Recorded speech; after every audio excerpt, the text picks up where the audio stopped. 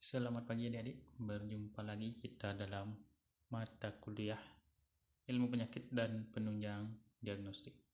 Saya harap pagi ini kita semua dalam keadaan sehat-sehat semua supaya bisa mengikuti pembelajaran dengan baik. Untuk kali ini topik kita adalah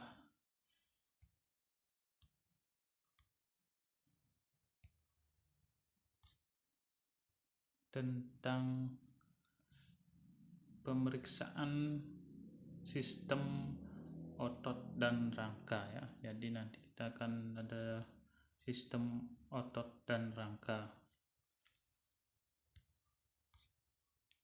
Adapun kompetensi dasar, yang pertama menerapkan pemeriksaan penyakit sistem otot dan rangka atau lebih dikenal dengan muskuloskeletal berdasarkan manifestasi klinisnya.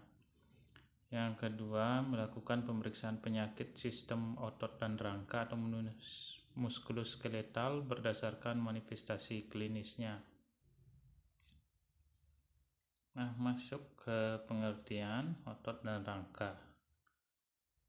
Di sini mungkin sebelumnya sudah didapatkan dalam pelajaran mungkin anatomi fisiologi. Sistem gerak pada manusia disusun oleh 3 komponen penting, yaitu rangka, sendi, dan otot. Rangka merupakan alat gerak pasif sebagai tempat melekatnya otot. Sistem gerak pada manusia memungkinkan seseorang untuk melakukan aktivitas gerak sehari-hari seperti berjalan, berlari, menari, dan lain sebagainya. Fungsi utama rangka atau tulang adalah menegakkan tubuh. Tulang dapat menjadi alat gerak karena adanya otot yang berperan sebagai alat penggeraknya. Dalam tubuh manusia, jumlah tulang yang dimiliki adalah ruas tulang. Terdiri dari variasi ukuran dan bentuk. Penyusun tulang adalah kalsium berbentuk garam yang melekat dengan bantuan kolagen. Fungsi utama dari rangka di sini adalah alat gerak pasif, pembentuk dan penegak tubuh, tempat melekatnya otot, pelindung bagian tubuh yang penting, tempat pembentukan sel darah merah. Klasifikasi tulang berdasarkan bentuknya. Ada tulang panjang, tulang pendek, tulang pipih, tulang irregular, dan tulang sesamoid. Bisa dilihat itu tulang yang ada pada manusia. Otot menempel pada rangka atau tulang dan berperan untuk menggerakkan tulang. Cara kerja otot dibedakan menjadi sadar dan tidak sadar, tergantung dari jenis otot. Jenis otot tersebut meliputi otot polos, otot lurik, dan otot jantung. Gerak yang dilakukan otot dapat berupa gerak sinergis dan gerak antagonis. Otot atau muskular ada otot jantung, miokarium, otot polos atau visceral, otot lurik atau otot rangka. Untuk penjelasannya bisa disimak sendiri. Sendi atau artikulasi. Kategori persendian berdasarkan pada pergerakannya. Ada sinartrosis, sendi yang sama sekali tidak dapat melakukan pergerakan. Contohnya pada tulang tengkorak. Ambertosis adalah persendian yang hanya mengalami sedikit pergerakan, seperti pada simfisis pubis. Diartrosis adalah persendian yang pergerakannya bebas. Sistem gerak pada manusia, kalau dilihat gambarnya. Penyakit pada rangka. Yang pertama ada fraktur. Fraktur adalah gangguan dari kontinuitas yang normal atau dari suatu tulang. Jika terjadi fraktur, maka jaringan lunak di sekitarnya juga sering kali terganggu. Radiografi atau sinar X atau ronsen biasanya menunjukkan keberadaan cedera tulang, tetapi tidak mampu menunjukkan otot atau ligamen yang robek, saraf yang putus, atau pembuluh darah yang pecah, sehingga dapat menjadi komplikasi pemulihan klien. atau pasien. Klasifikasi fraktur dapat diklasifikasikan menjadi tertutup atau terbuka. Fraktur tertutup memiliki kulit yang masih utuh di atas lokasi cedera, sedangkan yang terbuka dicirikan oleh robeknya kulit di atas cedera tulang. Kerusakan jaringan dapat sangat luas pada fraktur terbuka yang dibagi berdasarkan keparahannya. Menurut Wiharto, fraktur dapat dibagi dalam 3 jenis. Pertama, tertutup. Yang kedua, terbuka. Yang ketiga adalah fraktur kompleksitas. Jadi, fraktur jenis ini terjadi pada 2 keadaan, yaitu pada bagian ekstremitas terjadi patah tulang, sedangkan pada sendinya terjadi dislokasi. Itu fraktur terbuka, fraktur tertutup. Selanjutnya ada kelainan pada sendi. Ada dislokasi, merupakan masalah pada tulang berupa bergesernya tulang dari sendi atau posisi yang semestinya. Dislokasi dapat terjadi pada sendi manapun, tetapi yang tersering adalah sendi bahu, jari, siku, lutut, dan panggul. Sendi yang pernah mengalami dislokasi memiliki faktor risiko lebih besar untuk mengalami dislokasi berulang.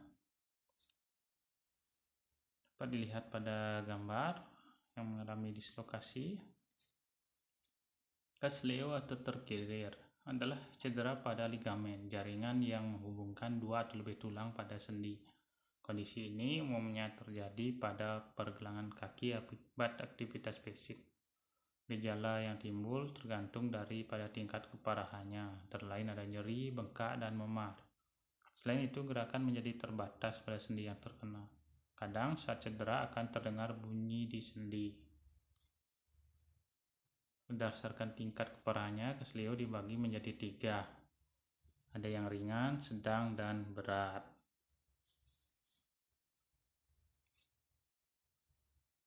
Terkilir atau kesleo. Ada ankilosis spondilitis. Ankilosis spondilitis merupakan penyakit peradangan pada sendi, terutama mengenai sendi tulang belakang. Kelainan ini memiliki beberapa nama lain seperti Bechterou dan penyakit Marie-Stempel. Penyakit ankilosis spondilitis bersifat kronis dan umumnya mengenai remaja atau dewasa muda. Penyakit ini penting untuk segera ditangani sedini mungkin karena dapat menyebabkan penurunan kualitas hidup akibat komplikasi yang mungkin terjadi, seperti osteoporosis, patah tulang, infeksi paru, penyakit jantung, dan gangguan ginjal. Itu gambarnya untuk penyakit ankilosis spondilitis. Artritis. Artritis merupakan suatu kondisi peradangan sendi. Peradangan sendi ini dapat menyerang beberapa sendi. 2 jenis artritis yang paling umum ditemui adalah osteoartritis atau disingkat OA dan rheumatoid arthritis atau RA. OA mempengaruhi lapisan tulang rawan sendi yang mengakibatkan nyeri dan kesulitan bergerak pada pengidapnya. OA umumnya diidap oleh orang paruh baya, terutama di akhir usia 40-an atau lebih tua. Pada OA, kehilangan tulang rawan dapat menyebabkan tulang saling bergesekan, mengubah bentuk sendi, serta memaksa tulang keluar dari posisi normalnya. OA sering timbul pada sendi tangan, tulang belakang, lutut, dan pinggul. RA, orang yang berusia pada antara 40-50 tahun umumnya memiliki risiko tinggi RA. Pelindung luar sendi adalah tempat pertama yang akan terpengaruh. Kemudian peradangan akan menyebar ke sendi sekitarnya. Jika seseorang mengidap RA, maka mereka akan mengalami perubahan pada bentuk sendinya yang dapat mengakibatkan patah tulang dan tulang rawan. Jika semakin parah, RA dapat memicu masalah pada jaringan dan organ. Gangguan ruas-ruas tulang belakang ada kifosis. Ini sudah sering didengar. Lordosis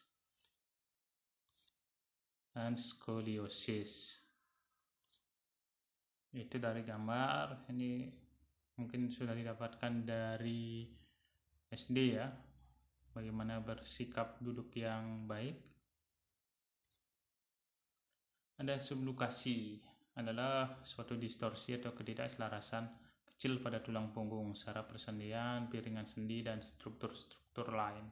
Setiap tekanan fisik atau emosional yang tidak dapat ditahan oleh tubuh akan menyebabkan terjadinya ketidakselarasan pada tulang punggung. Penyebab tulang mengalami gangguan fisiologis adalah adanya keabnormalan fungsi hormon atau tulang, kekurangan mineral dan vitamin. Ada hidrosefalus, kelainan yang ditandai dengan pengumpulan abnormal cairan spinal dan terjadi pelebaran rongga dalam otak sehingga kepala membesar. Disebut juga megalosefalus.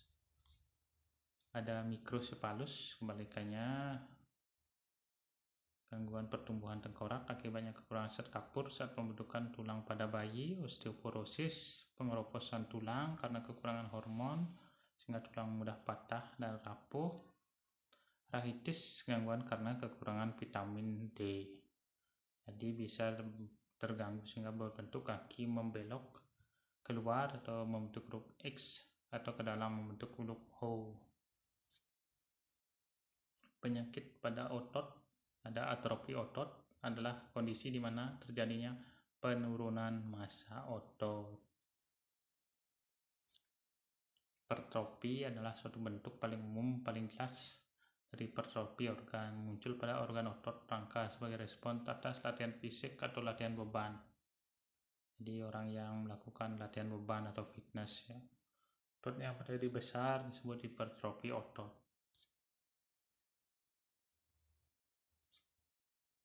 Hernia abdominal adalah penonjolan bagian organ atau jaringan melalui lubang abnormal. Hernia abdominalis menonjol isi perut dari rongga yang normal melalui suatu defek pada fascia dan muskuloapneurotik dinding perut, baik secara kongenital atau didapat, yang memberi jalan keluar pada setiap alat tubuh selain yang biasa melalui dinding tersebut. Hernia adalah menonjolnya suatu organ atau struktur organ di tempatnya yang normal melalui sebuah defek kongenital atau yang didapat. Itu ya, hernia. Kram otot adalah kontraksi kuat atau mengencangnya otot yang terasa sakit dan muncul tiba-tiba, berlangsung dari beberapa detik hingga hitungan menit. Seringkali ini terjadi di kaki. Kram otot kaki pada malam hari biasanya merupakan kejang atau mengencangnya otot pada betis secara tiba-tiba. Kadang dapat terjadi pada paha atau kaki, seringkali muncul sedang tidur atau baru bangun. Periode olahraga atau kegiatan fisik yang berkepanjangan, terutama pada cuaca panas, dapat menyebabkan kram otot. Gambarnya, distrofi otot merupakan salah satu bentuk kelainan otot. Umumnya disebabkan oleh kelainan genetik yang diturunkan orang tua kepada anak. Namun, penyakit distrofi otot juga bisa merupakan hasil mutasi genetik yang tidak diturunkan. Tetanus adalah kondisi kaku dan tegang di seluruh tubuh akibat infeksi kuman. Kaku tegang seluruh tubuh ini terasa menyakitkan. Gejalanya muncul dalam 4-21 hari setelah terinfeksi. Leher kaku, kondisi ini menyebabkan penderita mengalami nyeri dan kesulitan menggerakkan leher, terutama ketika mencoba menoleh. Penderita umumnya harus menggerakkan seluruh bagian tubuh karena leher terasa nyeri saat digerakkan. Waktu yang dibutuhkan untuk pulih dan tingkat keparahan gejalanya setiap individu akan bervariasi, tergantung dari kondisi kesehatan dan bagaimana penderita mengatasi kondisi ini.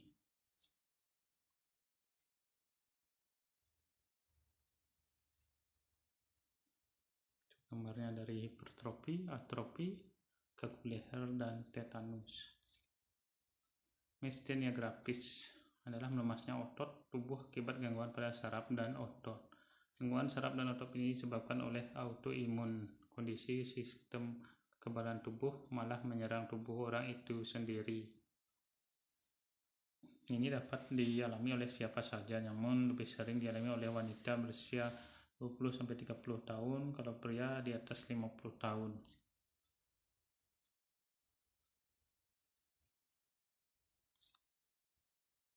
Manifestasi klinis Rasa nyeri merupakan gejala umum yang berhubungan dengan gangguan muskuloskeletal. Tahapan perkembangannya meliputi tahap awal, tahap peralihan, sampai tahap akhir. Pemeriksaan diagnosis sistem muskuloskeletal. Yang pertama ada sinar X, ada ronsen, ada CT scan, ada MRI, angiografi, digital subtraction angiografi, venogram, mielografi, diskografi, artrografi. Pemeriksaan lain ada artrosentesis atau aspirasi sendi, artroskopi, pemindai tulang, termografi, elektromiografi. Ada juga absorpsiometri foton tunggal dan ganda, sampai ada biopsi. Pemeriksaan lab biasanya meliputi hemoglobin dan leukosit. Sebelum dilakukan pembedahan, pemeriksaan pembekuan darah harus dilakukan untuk mendeteksi kecenderungan perdarahan karena tulang merupakan jaringan yang sangat vaskuler. Pemeriksaan kimia darah juga diperlukan. Pencegahan dari pencegahan primer terjadi sebelum sistem bereaksi terhadap stresor, meliputi biasanya promosi kesehatan dan mempertahankan kesehatan. Pencegahan sekunder meliputi berbagai tindakan yang dimulai setelah ada gejala dari stresor, mengutamakan pada penguatan internal lines of resistance, mengurangi reaksi dengan meningkatkan faktor-faktor resisten sehingga memenuhi struktur dasar melalui tindakan-tindakan yang tepat sesuai gejala. Kalau tersier dilakukan setelah sistem ditangani, strategi-strategi pencegahan sekunder difokuskan pada perbaikan kembali ke arah stabilitas sistem klien atau pasien secara optimal. Penanggulangan trauma sistem muskuloskeletal. Trauma suatu keadaan ketika seorang mengalami cedera karena suatu sebab. Penyebab utamanya adalah kecelakaan lalu lintas, industri olahraga, dan rumah tangga. Trauma yang dialami seorang akan menyebabkan beberapa masalah. Biaya yang besar untuk mengembalikan fungsi setelah mengalami trauma, risiko kematian tinggi, produktivitas menurun akibat banyak kehilangan waktu bekerja, kesehatan sementara atau permanen. Di masyarakat, seorang perawat perlu mengetahui perawatan klien trauma muskuloskeletal yang mungkin dijumpai, baik di jalan maupun selama melakukan asuhan keperawatan di rumah sakit. Selain itu perlu mengetahui dasar penanggulangan trauma yang menimbulkan masalah pada sistem muskuloskeletal dengan melakukan penanggulangan awal dan merujuk ke rumah sakit agar mengurangi risiko yang lebih besar. Risiko yang fatal perlu diketahui adalah kematian. Peristiwa yang sering terjadi pada klien dibagi dalam 3 periode. Pertama, kematian dalam detik-detik pertama sampai menit berikutnya adalah 50%. Itu penyebabnya ya, mulai dari laserasi otak, pangkal otak, sampai kerusakan jantung, aorta, dan pembuluh darah besar. Kebanyakan klien tidak dapat ditolong dan meninggal di tempat. Kematian dalam menit pertama sampai beberapa jam 35%. Sebagian klien pada tahap ini dapat diselamatkan dengan pengetahuan dan penanggulangan trauma yang memadai. Kematian setelah beberapa hari sampai dengan beberapa minggu setelah trauma 15%.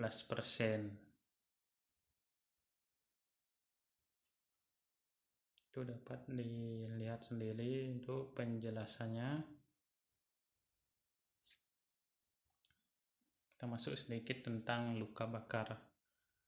Suatu trauma panas yang disebabkan oleh air, uap panas, arus listrik, bahan kimia, radiasi, dan petir yang mengenai kulit, mukosa, dan jaringan yang lebih dalam, atau kerusakan atau kehilangan kulit. Penyebabnya ada cairan panas, api, listrik, zat kimia, radiasi. Akibatnya ada kerusakan kulit, infeksi, kehilangan cairan, gagal ginjal, gagal napas, gangguan lambung, kerusakan darah, dan yang lain. Pertolongan pertama, segera hindari sumber api dan mematikan api pada tubuh. Singkirkan baju, perhiasan, dan benda-benda lain yang membuat efek tourniquet, karena jaringan yang kena luka bakar akan sering menjadi udem atau bengkak. Setelah sumber panas dihilangkan, rendam daerah luka bakar dengan air atau menyiramnya dengan air mengalir selama sekurang-kurangnya 15 menit. Tetapi cara ini tidak dapat dipakai untuk luka bakar yang lebih luas karena bahaya terjadinya hipotermia. Es tidak seharusnya diberikan secara langsung pada luka bakar apapun. Evaluasi awal, prinsip penanganan pada luka bakar sama seperti penanganan pada luka akibat trauma lain, yaitu ABC, airway breathing circulation, yang diikuti dengan pendekatan khusus pada komponen spesifik luka bakar sesuai pada survei sekunder. Mungkin itu yang dapat disampaikan untuk hari ini. Silakan disimak kembali. Setelah itu kita lanjutkan dengan sesi berikutnya. Terima kasih banyak, selamat belajar dan tetap jaga kesehatan.